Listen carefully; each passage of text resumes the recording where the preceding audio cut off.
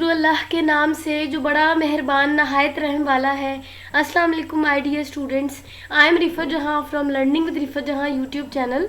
So today the topic of our discussion is again the continuity of the previous topic and that is transport in man.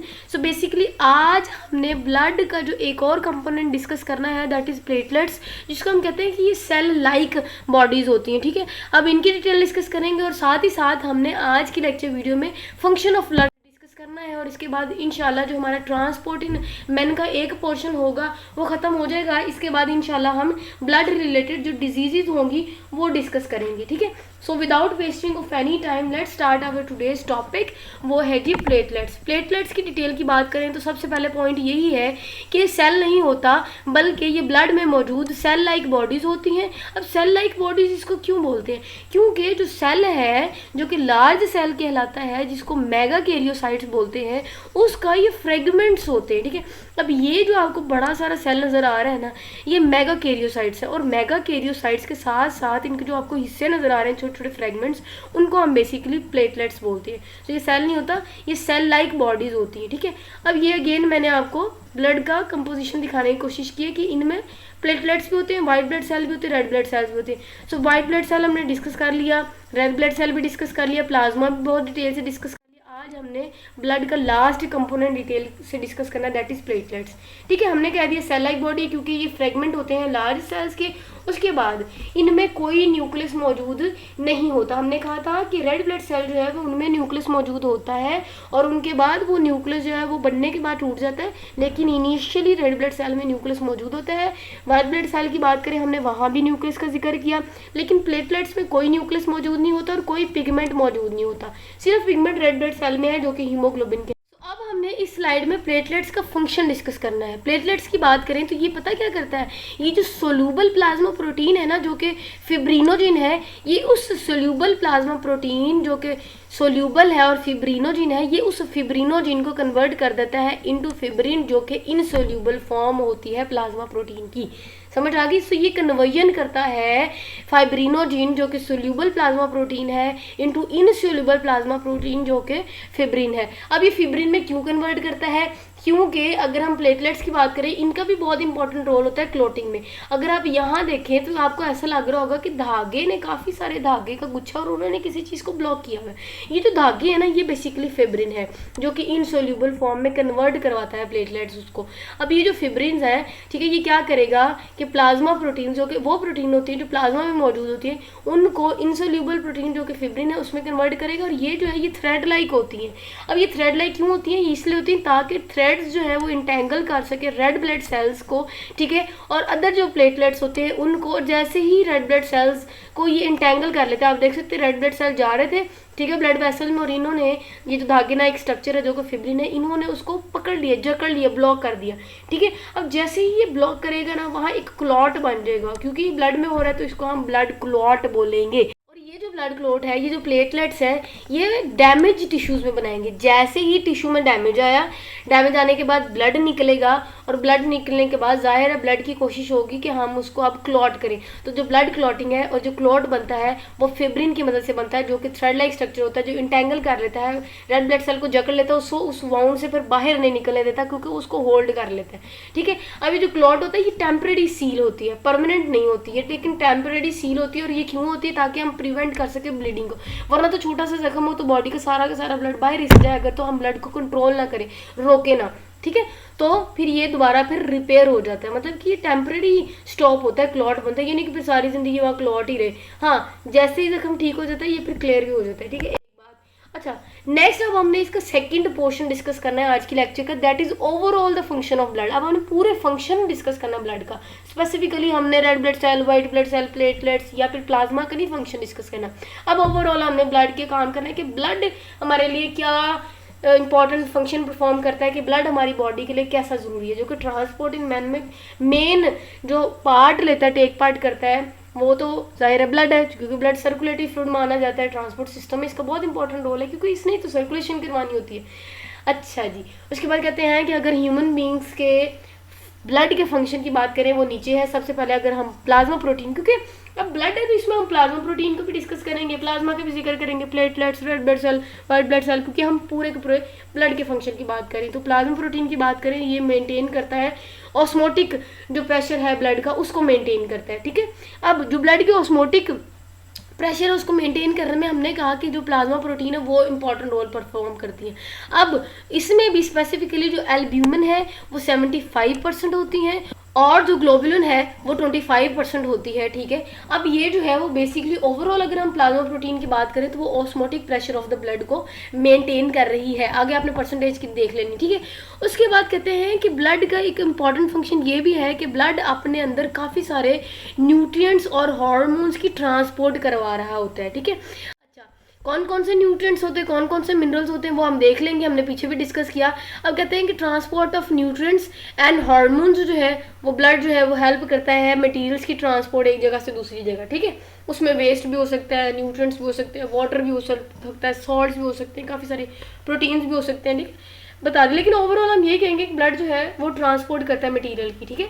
अच्छा जी, उसके बाद hormones की transport भी blood करता है और ये जो हार्मोन्स है ये फॉर्म होती है एंडोक्राइन टिश्यूज़, ठीक है। एंडोक्राइन टिश्यूज़ में ये प्रोड्यूस होते हैं हार्मोन्स और हार्मोन्स की प्रोडक्शन के बाद टारगेट सेल तक जो है वो ब्लड लेके जाता है, क्योंकि ब्लड के अंदर हार्मोन्स भी ट्रांसफर हो रहे होते हैं। जहाँ जहाँ न्यूट्रिएंट्स या मिनरल्स की या फिर मटेरियल की ज़रूरत होती है वहाँ वहाँ ब्लड उन मटेरियल्स को ट्रांसफर करता है, एक एक बॉडी पार्ट तक जो जो मटेरियल चाहिए वो उसको ट्रांसपोर्ट भी करवाता है।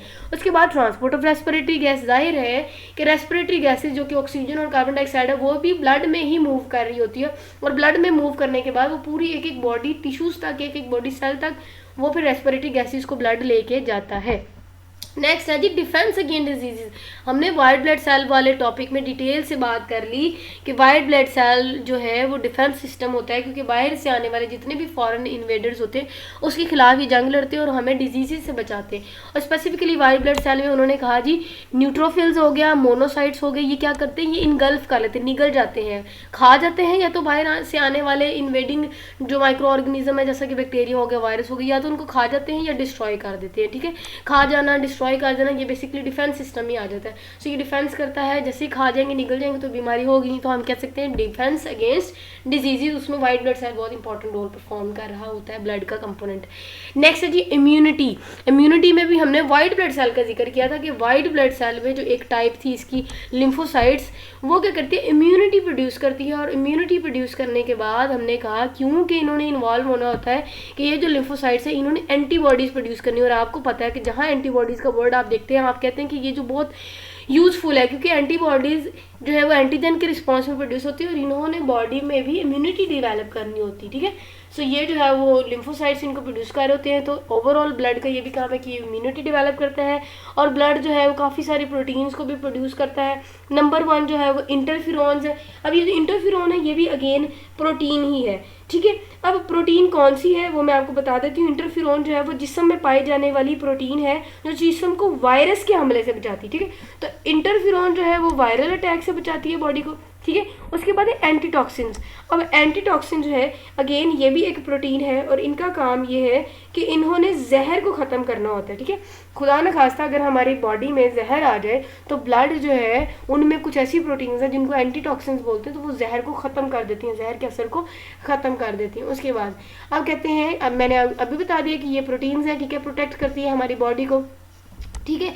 न्यूक्लिक एसिड के रिएक्शन से भी ये हमें बचाती हैं। तो जितने भी टॉक्सिन्स हैं, जितने भी हार्मफुल सब्सटेंसेस हैं उनसे हमारे जो इंटरफिरोन है या एंटी टॉक्सिन्स है जो कि ब्लड में मौजूद है, उन टॉक्सिन्स जो कि बाहर से भी आ सकता है जहर, या फिर वो इन्वेडिंग ऑर्गेनिज्म की फॉर्म में भी कुछ जहर हो सकता है, ठीक है, वो न्यूक्लिक एसिड की फॉर्म में, मतलब कि बाहर से कोई हार्मफुल सब्सटेंस वो माइक्रो ऑर्गेनिज्म की शक्ल में हो सकता है, वो जहर की शक्ल में हो सकता है, तो वो एंटी टॉक्सिन्स या इंटरफिरोन जो वायरल अटैक है उसको ख़त्म कर देता है, जहर है उसको असर को ख़त्म कर देता है। तो ब्लड में ये भी एबिलिटी होती है, तो इनडायरेक्टली इम्यूनिटी डेवलप ही हुई, ठीक है, डिफेंस ही हुआ। अच्छा, ब्लड जो है वो एक्ट करता है एज अ बफर। बफर क्या होता है जी, बफर का मतलब होता है वो चीज़ जो मेंटेन करे पीएच को। तो ब्लड के अंदर बफर मौजूद होता है, या ब्लड जो है वो itself as a buffer के तौर पर एक्ट करता है, क्योंकि ये ब्लड पीएच को मेनटेन करता है। मैंने आपको पीछे भी बताया 7.4 जो है वो ब्लड पीएच होती है उतनी ही रहनी चाहिए, कम ज़्यादा होगी तो जाहिर है डिस्टर्बेंस होगा बॉडी में, ठीक है। सो ये हमने कहा कि ये बफर है। तो मतलब कि ये concentration of H and OH ions जो है उनकी कंसंट्रेशन को मेंटेन करता है, ब्लड जो pH है उसको मेंटेन करता है, ठीक है। नेक्स्ट है जी होम्योस्टेसिस। होम्योस्टेसिस बेसिकली होता है कि इंटरनल बॉडी कंडीशन का मेंटेन रहना। तो ब्लड की बात करें तो ब्लड ना सिर्फ इम्यूनिटी डेवलप करता है बल्कि इंटरनल जो बॉडी टेम्परेचर है वो बॉडी टेम्परेचर भी हो सकता है। ओवरऑल हम यही कह सकते हैं कि इंटरनल बॉडी कंडीशंस को मेंटेन करना होम्योस्टेसिस कराता है। तो ब्लड जो है वो अपना बहुत इंपॉर्टेंट रोल परफॉर्म कर रहा है, क्योंकि ब्लड ना सिर्फ अंदर का टेम्परेचर की कंसंट्रेशन को मेंटेन करता है बल्कि वाटर सॉल्ट्स वगैरह को भी मेंटेन करता है। समझ आ गई। तो ब्लड इटसेल्फ होम्योस्टेसिस में बहुत इंपॉर्टेंट रोल परफॉर्म करता है। नेक्स्ट है जी exchange of material. Blood exchange of material में भी अपना रोल परफॉर्म कर रहा होता है, क्योंकि अगर हम ब्लड कैपिलरीज की बात करें यहाँ बेसिकली एक्सचेंज ऑफ मटेरियल हो रहा होता है, मतलब कि एक्सचेंज ऑफ मटेरियल हो रहा होता है बॉडी टिश्यूज में और ब्लड में, ठीक है। अच्छा लास्ट स्लाइड पे ना हमने अब 2 और फंक्शन डिस्कस करने हैं ब्लड के, उसके बाद ये टॉपिक खत्म हो जाएगा। कहते हैं कि हेल्प करता है मेंटेनिंग इंटरनल केमिकल एनवायरनमेंट। जो इंटरनल बॉडी का केमिकल एनवायरनमेंट है उसको भी ब्लड मेंटेन कर रहा होता है। कैसे? क्योंकि हमने कहा ब्लड में कुछ प्रोटीन्स होती है, जैसे हीपरिन। अब ये जो हेपरिन है ये बी नहीं है, ये एच है, ठीक है। हेपरिन जो है ये बेसिकली वो प्रोटीन है जो ब्लड को क्लॉट नहीं होने देती, ठीक है, ब्लड को जमने नहीं देती। जैसे कि सर्दियों की बात करें तो सर्दियों में तो इतना इंटरनल टेम्परेचर ठंडा हो जाए वो ब्लड तो जम जाए, ठीक है, डेथ हो जाए, लेकिन जो हेपरिन है वो बॉडी में ब्लड क्लॉट नहीं होने देती। और इसी तरह जो नेक्स्ट प्रोटीन है दैट इज हिस्टामाइंस। तो हिस्टामाइंस ऐसी आप कह सकते हैं प्रोटीन है जो कि कॉज करती है इन्फ्लेमेशन। अब ये जो इन्फ्लेमेशन कॉज करना ये क्या अच्छी बात है? बॉडी में इन्फ्लेमेशन होना अच्छी बात है? नहीं जी। अगर कोई वाउंड है उसमें इन्फ्लेमेशन होती है ना वो हिस्टामाइंस की वजह से होती है। हिस्टामाइंस बेसिकली आप कह सकते हैं एक्ट करते हैं एज ए इंडिकेटर, हमें इंडिकेटर दे रहे होते हैं कि भाई सूजन हुई है, गड़बड़ है, यहाँ चेक कर लो, ठीक है। तो ये इंडिकेटर होता है, हिस्टामाइंस जो है वो इंडिकेटर के तौर पे एक्ट करते हैं, क्योंकि ये इन्फ्लेमेशन बनते हैं, ये इन्फ्लेमेशन कॉज करते हैं, ठीक है।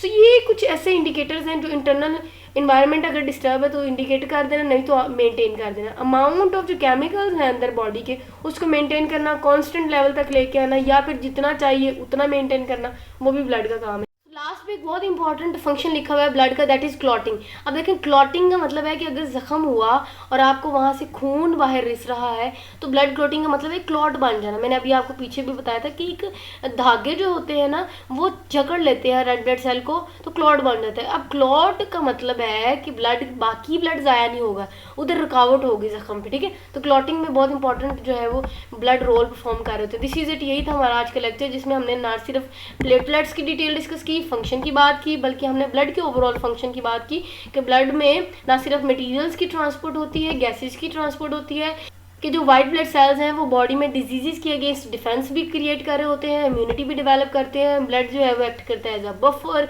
होम्योस्टेसिस भी ब्लड करवा रहा होता है, एक्सचेंज ऑफ मटेरियल भी ब्लड में हो रहा होता है। ब्लड जो है वो हमारा इंटरनल केमिकल इन्वायरमेंट को भी मेंटेन करवा रहा होता है। ब्लड जो है वो क्लॉटिंग में भी हेल्प करता है जब ज़रूरत पड़ती है।